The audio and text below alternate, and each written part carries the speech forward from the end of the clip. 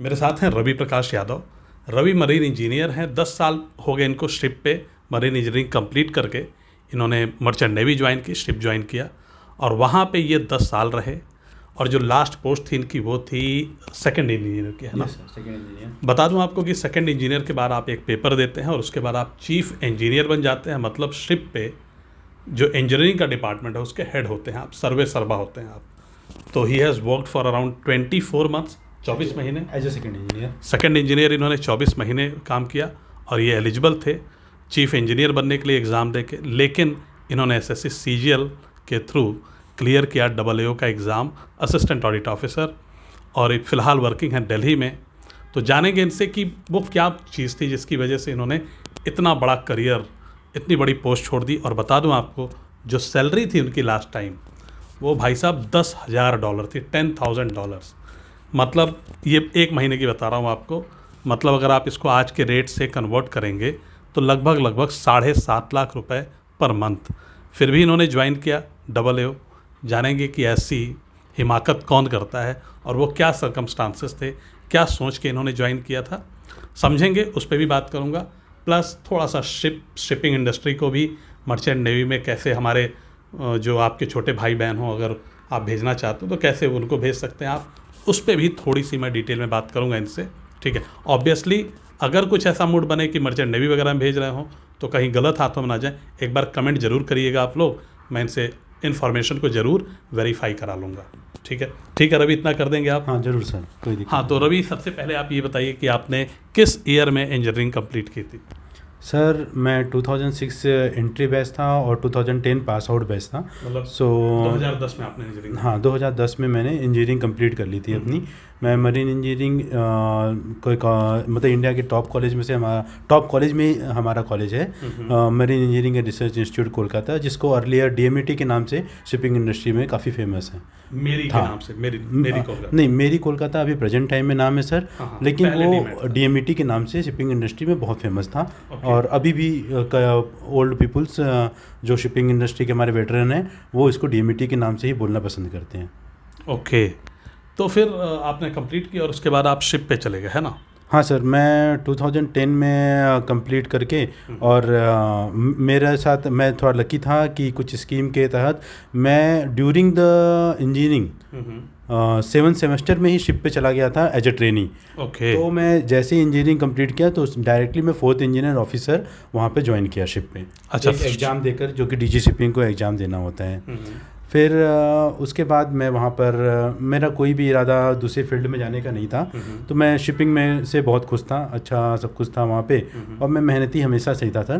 तो मैं वहाँ पर गया और मैंने 4th इंजीनियर की 12 मंथ की सेल की, 2 शिप किए, 6 मंथ प्लस 6 मंथ। फिर उसके बाद मैंने 3rd इंजीनियर के 2 शिप किए, 6 मंथ प्लस 6 मंथ। तो बता दो ये ऐसे करके पहले 4th इंजीनियर, फिर 3rd इंजीनियर, फिर 2nd इंजीनियर आप बनते हैं और उसमें लंबा टाइम निकल जाता है, 10-10 साल, और फिर चीफ इंजीनियर, ऐसा ही है कुछ? हाँ यही सर, ऐसा है।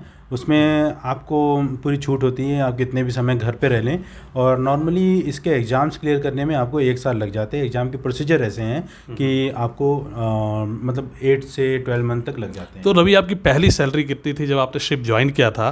तो जो पहला मतलब आपका, एक्चुअली मैं आपको बता दूं एक बार, शिप पे आपकी परमानेंट जॉब नहीं होती, आप कॉन्ट्रैक्ट साइन करते हैं एक शिपिंग कंपनी के साथ।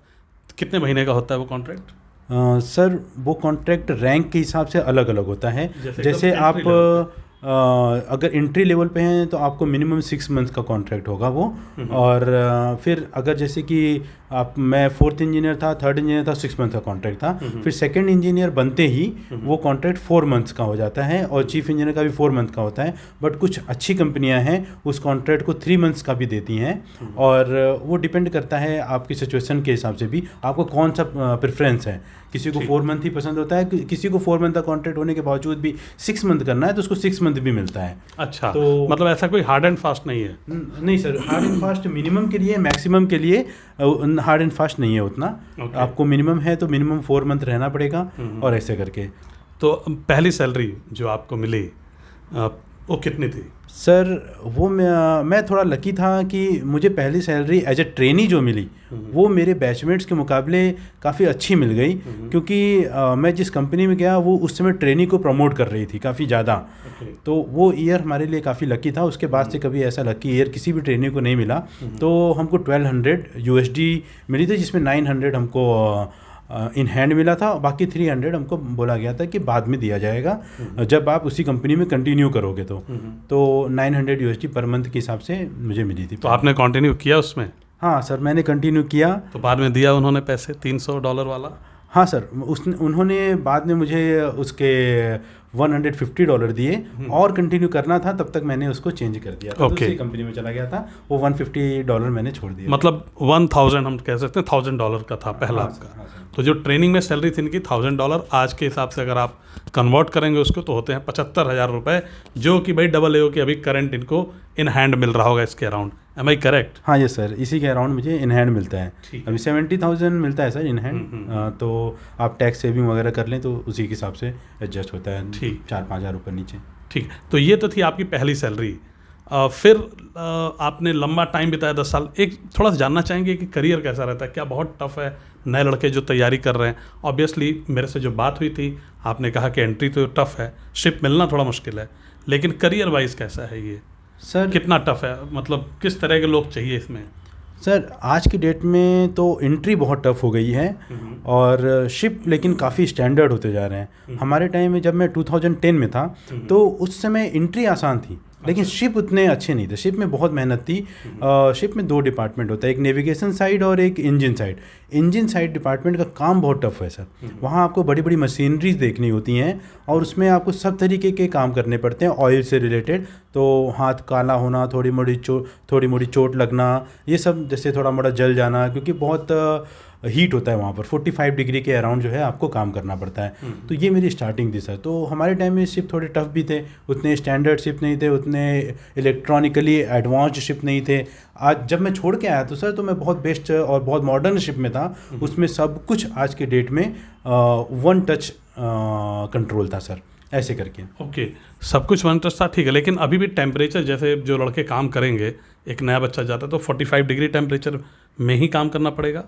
सर ऑल टाइम 45 डिग्री नहीं रहता है, लेकिन 30 डिग्री के ऊपर ही आपको काम करना पड़ेगा, 30 से 40 के बीच में। और ये ऐसा नहीं है कि आपको कंटिन्यूसली 2 आवर्स 3 आवर्स काम करना है, ऐसा नहीं है। आपको जितने भी ड्यूरेशन का आपका काम है उसमें रेस्ट मिलता रहता है, और वहाँ पे हवा आती रहती है, ब्लोअर्स वगैरह सब होते हैं। लेकिन टेम्परेचर तो 30 के ऊपर हमेशा इंजन रूम में रहता है। मतलब जो नॉर्मल टेम्परेचर उससे ऊपर ही रहेगा, है ना? हाँ, उन नॉर्मल टेम्परेचर से ऊपर रहेगा हमेशा, आपको वहाँ पे काम करना। तो मैं तो समझ पाया हूँ थोड़ा सा जी, रफ एंड टफ होना ज़रूरी है सर। अगर आप रफ़ एंड टफ़ है तो आपको ये सूट करेगा। अगर रफ़ एंड टफ़ नहीं है तो थोड़ी सी दिक्कतें ज़रूर आने लगती हैं। तो मेरे साथ तो कोई दिक्कत नहीं थी। मैं जो कि एक गांव में पड़ा बड़ा लड़का हूं, तो मैं गांव के एटमॉस्फेयर में रहा था, इतनी गर्मी मुझे कोई फ़र्क नहीं पड़ती थी। सो मैं इवन एसी में कभी नहीं रहा था। फर्स्ट टाइम मैं शिप पे जाकर ही एसी में रहा हूँ। आपको वहाँ पर काम करने के बाद एसी रूम में सोने को भी मिलता है रात भर। ऐसा कोई दिक्कत नहीं है कि आपको एसी नहीं मिलती है या बहुत ही कठिन कंडीशंस हैं, ऐसा नहीं है। हाँ, लेकिन हमारे टाइम में थी शिप बहुत टफ थे उस समय। रफ़ एंड टफ अगर नहीं होंगे तो थोड़ा मुश्किल ज़रूर होता है आपको। तो जानना चाहूँगा कि जो शिप होती है, शिप पे जो आपका टूर होता है मिनिमम टू मैक्सिमम कितने दिन का होता है? ये टोटली डिपेंड करता है सर शिप टू शिप और उसके वॉयज पर। जैसे एक वॉयज, जैसे मुझे तो 2 दिन के भी ट्रिप मिले हैं और 22 डेज़ के भी। जैसे 2 दिन की ट्रिप मुझे रॉटरडैम से फ्रांस आना हुआ तो 2 दिन का ट्रिप था। और मैंने कई टूर किए हैं, रॉटरडैम से सीधे चाइना गया हूँ तो 22 डेज़ से 25 डेज़ लगे हैं। और कभी कभी सिक्का से इंडिया गए तो 7 डेज़ की ट्रिप। इस तरह से मिलते रहते हैं, 4 डेज़ की भी ट्रिप। वो फिक्स ट्रिप नहीं है। तो मतलब मैक्सिमम हम कह सकते हैं अराउंड 25 डेज़? हाँ, 25 डेज़। और मिनिमम का कोई वो नहीं है? मिनिमम तो 1 डेज़ तो आपको मिनिमम है ही है सर, उससे कम तो आपको मिलेगा नहीं सर। तो वह 1 दिन भी हो सकता है, 25 दिन भी हो सकता है, आपको लगातार समुद्र के अंदर रहना पड़ेगा। ठीक, ये बात होगी। अच्छा, जानते हैं कि भाई वहाँ पे खाने वाने का क्या सिस्टम रहता है, कैसे ये लोग, अब मान लीजिए कि आप खाना लेके बैठे हैं, तब तक समुद्री तूफान आ गया, थोड़ी सी जहाज हिली और सारा खाना गिर गया, क्या होता है, कैसे होता है? या खाना इतने दिन का जो स्टोर है 25 दिन का, तो बासी बासी होने का, प्लस टेम्परेचर बता रहे हैं ज़्यादा है तो रेफ्रिजरेशन की क्या व्यवस्था रहती है? ओवरऑल पूरा फूडिंग के एक्सपीरियंस को समझते हैं जहाज़ पे, मर्चेंट नेवी के शिप पे? सर इसको मैं अगर एक लाइन में बोलूँगा तो ये बोल सकता हूँ, जिस तरह से आपके 5 स्टार होटल होते हैं या 3 स्टार होटल होते हैं, उससे नीचे नहीं, उस तरह से एक शिप होता है। आप वहाँ पर मतलब इवन जो आपके फॉरेन के रिमोट इलाके में 5 स्टार होटल्स हैं, वहाँ पर आप जिस तरह से खाना आ जाता है 1 महीने का पहले से ही, और वो चलता रहता है, फ्रीज़र होते हैं, सारी सुविधाएं होती हैं, फ्रीज़र होता है, और उसके बाद क्या बोलते हैं कि आपका हम वाली मशीन होती है जिससे हम लोग डिस्टिल्ड वाटर, समुद्र के वाटर को डिस्टिल्ड वाटर में कन्वर्ट करने के लिए होती है, तो उससे हम लोग मतलब कंटिन्यूसली वाटर बनाते रहते हैं, तो वाटर की कोई कमी नहीं होती हमको नहाने के लिए या खाने के लिए या पीने के लिए, इस तरह से। और हमारा जो खाना होता है वो हमारे फ्रीज़र में रखा जाता है, जहाँ पे 24 आवर रेफ्रिजरेशन सिस्टम से उसका हम लोग टेम्परेचर मेंटेन करते हैं। एज ए इंजीनियर मेरी ही जिम्मेदारी थी उस टेम्परेचर्स को मेंटेन करके हमेशा रखना, उसकी रेफ्रिजरेशन मशीन में कोई की मेंटेनेंस करना, कोई प्रॉब्लम ना आए, क्योंकि थोड़ी सी भी प्रॉब्लम हमारे पूरे खाने को ख़राब कर सकती है। ओके, तो फिर खाना बनाने की जिम्मेदारी किसकी होती है, कौन बनाता है? शिप पे सर टोटल 20 to 25 क्रू होते हैं। हर एक क्रू का जॉब डिफाइंड है, प्री डिफाइंड, वो उसके लिए उसको वो जॉब करना ही करना है, ऐसा करके। और उसके वर्किंग आवर डिफाइंड है, रेस्ट आवर डिफाइंड है।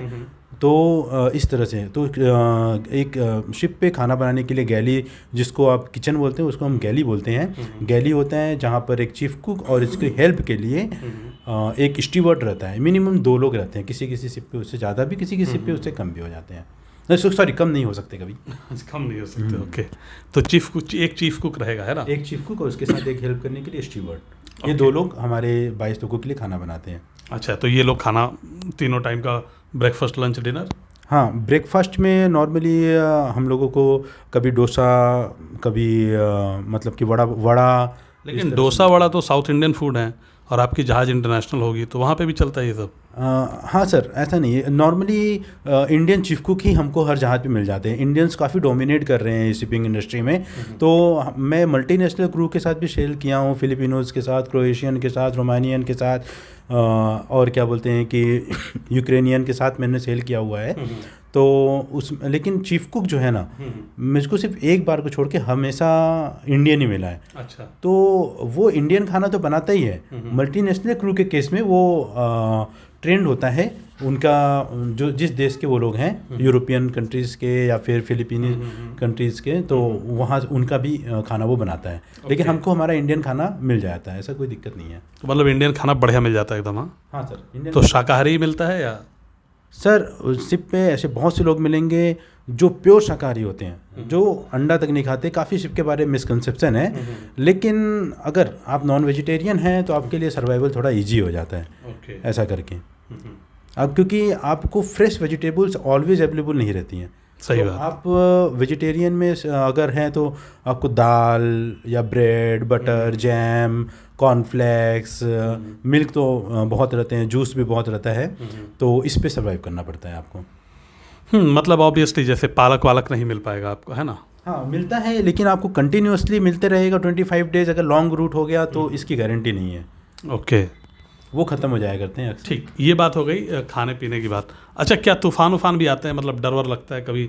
समुद्री, जैसे हम देखते हैं यहाँ पे बहुत तेज़ हवा चल रही है, कभी यहाँ पे चक्रवात आ गया, तो ऐसे सुना है समुद्री तूफान भी आते रहते हैं, तो उस टाइम आप लोग कैसे हैंडल करते हैं उसको? सर इसके बारे में बोला जाए तो एक बहुत ही मतलब मल्टीपल व्यूज़ है लोगों के। तूफ़ान, अब जैसे मैं हो गया 10 साल एक्सपीरियंस हो गया मेरा, तो मुझे तूफ़ान ऐसे ही लगता था कि बस जा रहे हैं और कोई गाड़ी का थोड़ा बहुत बैलेंस बिगड़ गया, ये वो। तो इस तरह से हर मतलब कि तूफ़ान से मुझे कोई प्रॉब्लम नहीं होती थी। लेकिन जब स्टार्टिंग में मैं गया तो आपकी ज़मीन हिलती रहती है, और उस समय आपके माइंड का बैलेंस नहीं होता है।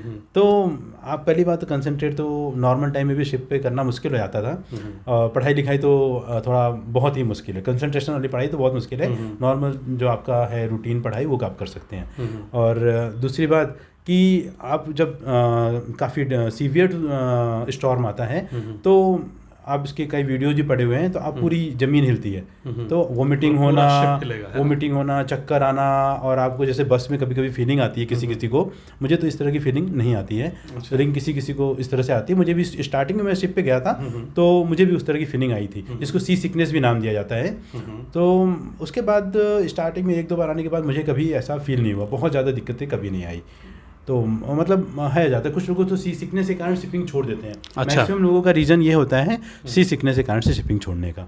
सी सिकनेस मतलब देखिए इसमें होता ये है कि आप सुबह उठेंगे वही नीला पानी दिख रहा है चारों तरफ, है ना, शाम को सोएंगे वही नीला पानी, और कहीं हाँ सर सॉरी सर, मैं थोड़ा कहना चाहूँगा, मेरा सी सिकनेस से मतलब था कि जब स्टॉर्म आता है, आपकी शिप हिलने लगती है, तो आपका जो है कि बैलेंस नहीं रहेगा, आपको चक्कर सा फील होगा और आपको हमेशा वोमिटिंग सा फीलिंग होगा। ये मेरा सी सिकनेस। तो हम ये अच्छा, ये सी सिकनेस में नहीं आएगा कि आप बोर हो रहे हो एकदम पानी की वजह से?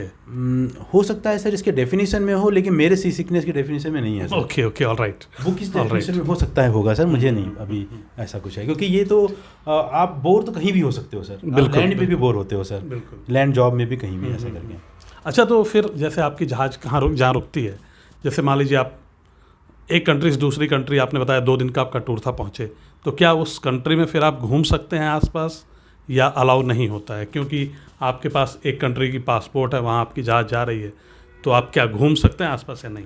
सर हमारे पास जो लाइसेंस होता है वो हमको अलाउ करता है किसी भी कंट्री में घूमने के लिए। हाँ, उस कंट्री का शिप पहुँचने पे इमिग्रेशन ज़रूर होता है शिप का, तो हमको तुरंत ही मिल जाता, एक्सक्यूज मी, तो हमको तुरंत ही वहाँ का बोर्डिंग शोर पास मिल जाता है उस कंट्री में जाने के लिए। वो बहुत इजी प्रोसेस है शोर पास मिलना, ऐसा नहीं है कि बहुत डिफिकल्ट होता है, बहुत टाइम लगता है, विद इन 10 मिनट्स में वो हो जाता है। तो हमको सारी कंट्री में घूमने को मिलता है। कभी कभी किसी कंट्री में कुछ स्पेशल कंडीशंस होती हैं, जैसे कुवैत में मैं गया था तो वहाँ पर किसी को भी बाहर जाना अलाउ नहीं है। पाकिस्तान भी मैं गया था तो वहाँ तो इंडियंस को बाहर जाना अलाउ नहीं था, बाकी सबको है। हाँ, बाकी सबको शायद था। क्या बात है। थोड़ा सा मैं बाकी सबके बारे में भी कंफ्यूज हूँ, लेकिन हमें नहीं था, इतना मुझे पता है। तो इस तरह से कुछ कंट्री में कभी कभी टेररिज्म के कारण से कुछ थोड़े समय के लिए वहाँ पर रिस्ट्रिक्शन लगाया हो इस तरह का, लेकिन मैक्सिमम कंट्रीज में हमें बाहर जाने का मौका मिलता है। और बाहर जाने का टाइम का ड्यूरेशन भी वो शिप टू शिप डिपेंड करता है, शिप के टाइप। जैसे मेरा शिप था सर ऑयल टैंकर था, तो ऑयल टैंकर के पोर्ट स्टे कम होते थे सर, तो उसमें 2 दिन 3 दिन इस तरह का स्टे होता था। तो 2-3 दिन हम लोग घूमने, जितने भी दिन तक शिप स्टे है उतने दिन तक हम लोग घूमने जा सकते। तो ये कम है तो 2-3 दिन है। हाँ, ज़्यादा होगा तो कितना होगा? 10-10, 15-15 दिन तक बल्क कैरियर रुकते हैं सर, महीने तक बल्क कैरियर रुकते हैं सर, वहीं पे एक ही जगह पे। हाँ सर, तो पूरा 1 महीना मतलब उस कंट्री को बढ़िया एक्सप्लोर कर रहे हो, कोई दिक्कत नहीं? हाँ सर, कई लोग तो फैमिली बसा लेते हैं। मेरे एक बेस्ट फ्रेंड ने तो वहाँ पे फैमिली भी बसा ली सर। मतलब क्या शादी कर ली वहीं लड़की खोज के? हाँ सर, शादी कर ली, उसको इंडिया भी लेके आ गया। अब वो दोनों लोग इंडिया में भी रहते हैं और साइप्रस में भी रहते हैं। मेरा क्लोज फ्रेंड है, मेरा रूममेट भी था। तो अगर शादी वादी करने का ऐसा कुछ मूड हो तो आप लोग सोच सकते हैं इसके बारे में, ठीक है, पर आप लोग तैयारी पे ध्यान दीजिए। बट हाँ, हमें नॉलेज होनी चाहिए ताकि हम गाइड कर पाएँ, है ना। तो इसलिए ये वीडियो में हम डिटेल में मैं बात कर रहा हूँ इनसे। तो आप पहुँचे उस कंट्री में, बाकायदा घूमा, आपने एक्सपीरियंस किया, और फिर आप जहाज़ का जब टाइम होता है आप आते हैं, और जो भी टाइम होगा आपका फिर अगली कंट्री के लिए मूव कर देंगे। हाँ सर, टाइमिंग पूरे फिक्स होते हैं, लोडिंग का टाइमिंग, डिस्चार्ज का टाइमिंग, सब कुछ मतलब प्रॉपर वे में चलता है। हर चीज़ का मिनट काउंट होता है। तो उस हिसाब से हम लोग आते हैं, फिर हम दूसरा कार्गो या फिर दूसरा ऑयल लेकर के या दूसरे ऑयल की सर्च में दूसरी जगह जाते हैं, जो भी हमारा नेक्स्ट कॉन्ट्रैक्ट रहेगा। अच्छा, ठीक है। तो इस तरह पूरा चलता रहता है ना। अच्छा, मान लीजिए कि अचानक से किसी क्रू मेंबर की शिप पे तबीयत ख़राब हो जाए, तो फिर उसके लिए क्या प्रोविजंस होते हैं? ज़्यादा ही बिगड़ गई, किसी हॉस्पिटल भर्ती कराना पड़ेगा, तो कैसे आप लोग उसको टैकल, कैसे कंपनी करती है जो जहाज़ की होती है? सर सबसे पहली बात तो शिप पे जितने भी लोग जाते हैं उनका हर शिप ज्वाइनिंग के पहले प्रॉपर मेडिकल होता है, प्रॉपर मेडिकल चेकअप होता है कि उनको कोई बीमारी नहीं है। तो बीमार होने के चांसेस किसी के भी बहुत कम होते हैं। मेरे 14 ईयर्स के कैरियर में मुझे तो कोई भी ऐसा चांस नहीं मिला। इवन मेरे कुछ फ्रेंड्स लोगों को भी मैंने सुना है, तो वो भी बहुत कम केसेस सुनने को मिलते हैं। और हाँ, केसेस मैंने सुने हैं, कई केसेस सुने हैं, और सडन डेथ के भी केसेस सुने हैं जिनको कोई भी बीमारी नहीं थी। हार्ट अटैक से तो आजकल तो लैंड पे भी सडन डेथ हो जाते हैं। तो इस तरह के केसेस सुने हैं। उन केसेस में भी पूरा मतलब कि अरेंजमेंट है, क्या बोलते हैं कि एक पर्सन को कैसे जल्दी से जल्द लैंड पर या नियरेस्ट हॉस्पिटल में पहुंचाया जाए। फर्स्ट ऑफ ऑल किसी भी छोटी मोटी बीमारी के लिए हमारे पास एक हॉस्पिटल और रूम होता है, शिप में ही होता है, जिसमें लगभग सारी तरह की सुविधाएं हैं, oxygen, blood pressure, measuring machine, medicines, जो भी बेसिक नीड की हैं वो सब होता है। और दूसरी बात, हम लोग फुल्ली इंश्योर्ड हैं, तो हमारे ऊपर जितना भी खर्चा आएगा वो किसी भी कंपनी को, जो जिस भी कंपनी में वो काम कर रहा है, उसको सोचने की ज़रूरत नहीं है। उसका खर्चा इंश्योरेंस कंपनीज हैं वो बियर करती हैं। और तीसरी बात, अगर हम लोग किसी भी शोर के नज़दीक है, जिस भी मतलब कंट्री के नज़दीक हैं, वहाँ पर हम लोग अपना SOS भेज देंगे या मैसेज भेज देंगे कि हमको इनको लैंड कराना है इमीडिएट बेसिस पे, तो वो हमको तुरंत बुला लेंगे, हम अपना शिप डाइवर्ट कर देंगे, चाहे हम कितना भी प्रीसियस कार्गो लेके जा रहे हों, लेकिन ह्यूमन लाइफ को हमेशा प्रायोरिटी दी जाती है। ओके। तो हम शिप को डाइवर्ट कर देते हैं, कभी कभी हेलीकॉप्टर बुला लेते हैं, हेलीकॉप्टर शिप से उसको लेके जाते हैं। ठीक है, तो मतलब तगड़ा इंतज़ाम है, मतलब, है ना? हाँ सर, ऐसे कई केसेस हुए भी। तो ये तो बात हो गई थोड़ा सा इसकी कि भाई मेडिकल इमरजेंसी। अच्छा, घर पे क्या हम फ़ोन वगैरह, जैसे हम देखते हैं यार कहीं थोड़ा सा रूरल एरिया में गए तो नेटवर्क ही नहीं आता है, तो वहाँ पे आप लोग के पास कैसे आप लोग कनेक्ट करते हैं अपने घर वालों से? सर यही चीज़ मैं याद करता हूँ, तो आज की डेट में शिपिंग इसीलिए बहुत इजी हो गया है सर। अब ये फील ही नहीं होता है कि आप सी में जॉब कर रहे हैं कि लैंड में जॉब कर रहे हैं सर। क्योंकि मुझे याद है, मैं जब 2010 में गया था तो हमको फ़ोन करना घर पे बहुत मुश्किल, शिप पे एक सैटेलाइट फ़ोन होता है, बहुत कॉस्टली होता है, तो 1 मिनट का उसका कुछ $5 ऐसा लगता था 2009-2010 में। फिर और उसका मतलब फ़ोन करना बहुत मुश्किल होता था, उससे $25 का पर कार्ड परचेज़ करना होता था मिनिमम। सो उसमें कुछ आपको 10 मिनट्स टू 12 मिनट्स मिलते थे। फिर और दूसरा ऑप्शन हमारे पास होता था उस समय, क्या बोलते थे कि हम लैंड के पास जब भी जाते थे तो लैंड का जो क्रू होता था, लैंड का जो कर्मचारी होता था, वो हमारे लिए सिम कार्ड्स जो है ख़रीद के लेके आता था, वो हमको देता था। तो वो सिम कार्ड्स भी काफ़ी कॉस्टली थे, लेकिन उनमें क्या $20 से नीचे का कोई सिम कार्ड मैंने कभी नहीं खरीदा, लेकिन उनमें टॉक टाइम ज़्यादा रहता था। आप 2-2 घंटे 3-3 घंटे बात कर सकते थे, जब तक उस कंट्री के नज़दीक हैं। वो सी में भी अच्छा सिग्नल आ जाता था, अच्छी डेवलप्ड कंट्री के पास कोई दिक्कत नहीं है, सिंगापुर हो गया और US हो गया, यूरोप हो गया, ऐसे करके। तो अभी क्या सिस्टम है? अभी सर काफ़ी अच्छा सिस्टम हो गया है। अभी सैटेलाइट के थ्रू नेट आ गया है, लोग व्हाट्सअप कॉल कर रहे हैं, काफ़ी मतलब काफ़ी शिपों पे स्लो स्पीड के इंटरनेट दे रहे हैं, काफ़ी शिपों पे हाई स्पीड इंटरनेट दे रहे हैं, लेकिन ऑलमोस्ट सब शिप पे इंटरनेट की फैसिलिटी आ गई है, तो व्हाट्सअप कॉल ईजी हो गया है। मतलब आप कॉल कर सकते हैं, बात कर सकते हैं घर पे, है ना? ये तो काफ़ी तगड़ी बात है, मतलब कनेक्टेड रहेंगे आप।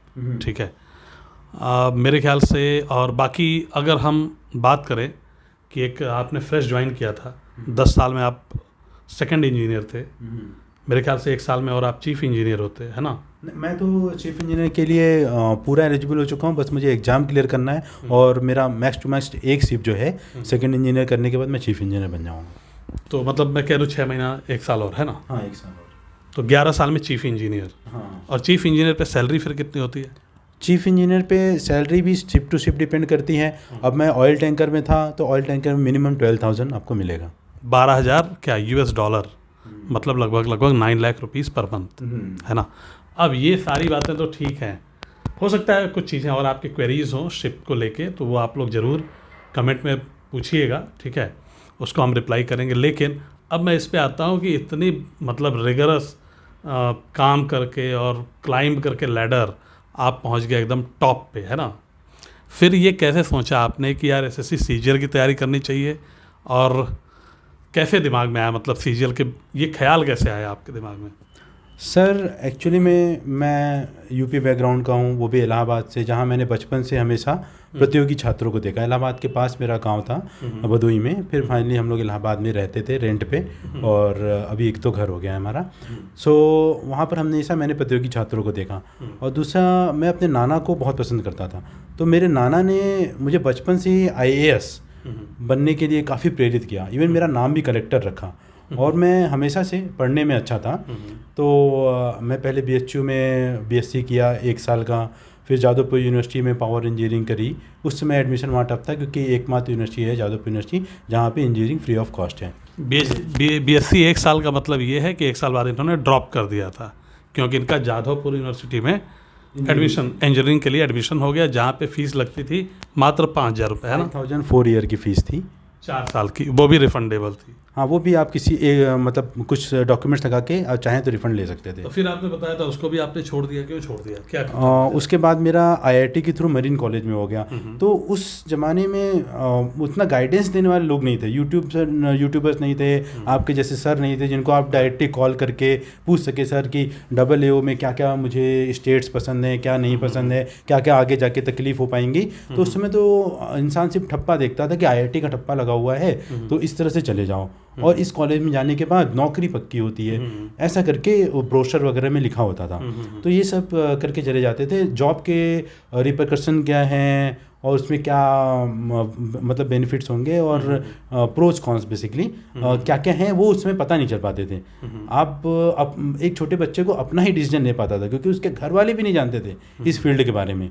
बस आपको IIT का ठप्पा है तो चले जाओ, तो आपने चले गया था मैं। तो आपने ज्वाइन कर लिया फिर मेरी, है ना। हाँ ठीक है।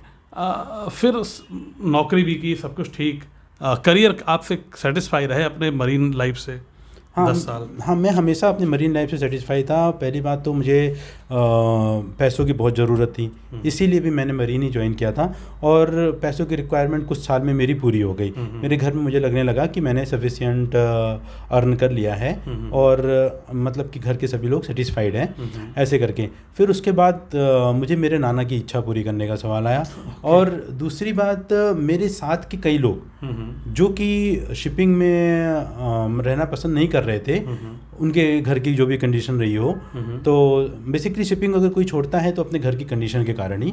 तो वो लोगों ने UPSC, SSC और BPSC इस तरह के कई एग्जामों में ट्राई किया और काफ़ी सिलेक्शन होने लगे। मेरे बैच के काफ़ी लोग, मैं एटलीस्ट मिनिमम 10 लोग हैं जो IES में सेलेक्ट हुए हैं और 1 से 2 लोग UPSC ने निकाले हैं। एक तो यहीं दिल्ली में मेरे साथ पोस्टेड है IRS रैंक पे मेरे बैच का। तो और मेरे सीनियर बैच के भी कई लोग सेलेक्टेड हैं, जिसमें एक टॉप 1 रैंक IES का है हरिमोहन दुबे सर, और दूसरे और हैं वो भी टॉप 1 गेट रैंक थे। तो इस तरह लोग सेलेक्ट होने लगे। तो मुझे भी लगा कि एक बार IES की प्रिपरेशन करनी चाहिए। बट मैं उसमें जाना नहीं चाहता था क्योंकि मुझे ये मेरी मरीन की जॉब अच्छी लगती थी। तो लेकिन मुझे मेरा क्लास 2 का जो एग्ज़ाम देना था सेकंड इंजीनियर प्रमोशन के लिए, उसमें 1 साल लगना था। बट मैं पढ़ने में इतना अच्छा था, मुझे लग रहा था कि मुझे क्लास 2 के लिए कोई भी प्रिपरेशन करने की ज़रूरत नहीं है। तो मैंने उस टाइम को यूटिलाइज़ किया IES मेडीजी कोचिंग ज्वाइन करने में।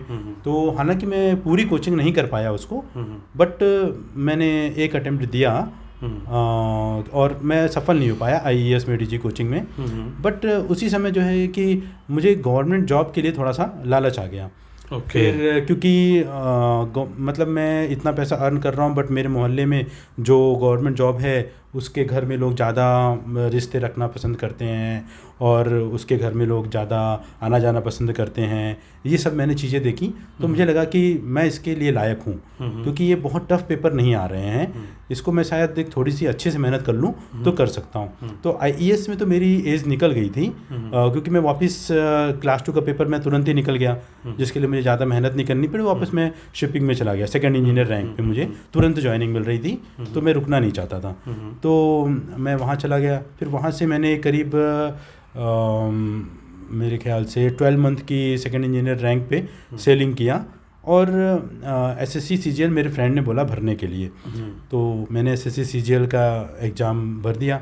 और क्या बोलते हैं कि मुझे YouTube से बहुत हेल्प हुई सर। मैंने कोई कोचिंग नहीं की SSC CGL के लिए, कुछ भी नहीं किया, बस मैंने 6 मंथ्स तक अपने रूम में बंद रहा, इससे ज़्यादा कुछ नहीं किया। और प्लस मुझे YouTube के कई टीचर, जिसमें आप भी सर शामिल हैं, मुझे AAO में अगर गाइडेंस किसी को मिली है इकोनॉमिक्स के पेपर में तो सर स्टार्टिंग आपसे हुई है। क्योंकि एक मैंने मेरे दोस्त से पूछा था, उसने मुझे बस ICAI का एक बुकलेट थमा दिया था कि इसी में से क्वेश्चन आएगा, और उस बुकलेट को देख के मैं डर गया कि ये सब टर्म्स तो मुझे समझ में नहीं आ रहे हैं, मैं एग्ज़ाम कैसे निकालूंगा। लेकिन आपके साथ मेरा किसी दोस्त के थ्रू मुझे लिंक मिला कि सर ये पढ़ाते हैं स्पेशली फॉर ऐसे AAO के लिए। तो मुझे फर्स्ट टीचर आप ही मिले, फिर मैंने ज्वाइन किया आपका बैच। आपने सबसे अच्छा काम किया व्हाट्सएप ग्रुप बना करके, उसमें कई लड़के थे, तो उन लड़कों से भी मुझे सर बहुत हेल्प हुआ। अभी तो मैं किसी भी के भी कांटेक्ट में नहीं रह गया हूँ, लेकिन मैं सभी लोगों को धन्यवाद बोलना चाहूँगा। उन सभी लोगों को मुझे अकाउंट्स के अलावा मैथ्स और इंग्लिश में भी बहुत हेल्प हुआ कि क्या चीज़ पढ़नी चाहिए, कहाँ से पढ़नी चाहिए। तो इसलिए मैंने उस 6 महीने मेहनत की और मेरा लक्ष्य साथ देता गया कि एग्ज़ाम टलता गया, तो मुझे और टाइम मिलता गया और मैं फर्स्ट टाइम में सक्सेस हो गया। और आपने अपने आप को कमरे में बंद कर लिया था, वो जो आपने बात बोली, तो सभी एस्पिरेंट से मैं ये कहना चाहूँगा कि भैया आपको कुछ दिन तो बंद करना ही पड़ेगा। क्या कहते हो आप? हाँ सर, मेरे को एक नुकसान हुआ कि मेरा 10 kg वेट बढ़ गया। 10 किलो वेट बढ़ा लिया इन्होंने। वो खैर उसको आप रोक सकते थे थोड़ी एक्सरसाइज करके, लेकिन कमरे में बंद होना बहुत जरूरी, मतलब अपने आप को कन्फाइन करना बड़ा इंपॉर्टेंट हो जाता है एग्ज़ाम को क्लियर करने के लिए। तो आपने ये 6-7 महीने पढ़ाई के 8 महीने और उसके बाद फिर प्री, फिर मेंस और हाँ यही था, है ना? फिर मैं अपना शिपिंग में कंटिन्यू हुई था, मैंने शिपिंग छोड़ा नहीं। जब भी एग्ज़ाम दे करके मैं तुरंत शिपिंग चले जाता था। इवन जो टायर 2 का एग्ज़ाम देने के बाद टायर 3 के लिए मैंने वेट नहीं किया, मैं शिप पे गया। और फिर उसके बाद टायर 3 के बाद टायर 4 का होता है, फिर मैं शिप पे गया। और इवन टायर 4 के टाइम पे तो मैं मुसीबत में फंस गया था कि मुझे मैं पहुंच पाऊंगा कि नहीं पहुंच पाऊंगा, बट सबने लकीली भगवान ने भी साथ दिया कि मैं सही समय पे पहुंच गया। क्या बात है। तो कितने घंटे पढ़ते थे उस टाइम आप? सर आप पढ़ाई को मुझे नहीं समझ में आता, लोग घंटों में कैसे कैलकुलेट करते हैं। नहीं देखिए, पढ़ाई तो मैं हमेशा ही करता था, 24 आवर में सोना था, खाना था और पढ़ना था, इसके अलावा कुछ काम ही नहीं था सर। मतलब हम कह सकते हैं कि वो 15 घंटे भी है, 14 घंटे, 16 घंटे, जितना टाइम मिला कभी कंप्रोमाइज़ नहीं करता था सर। मेरा सोने का समय हमेशा फिक्स रहता था। मेरा क्लॉक आज भी चलता रहता है सोने का।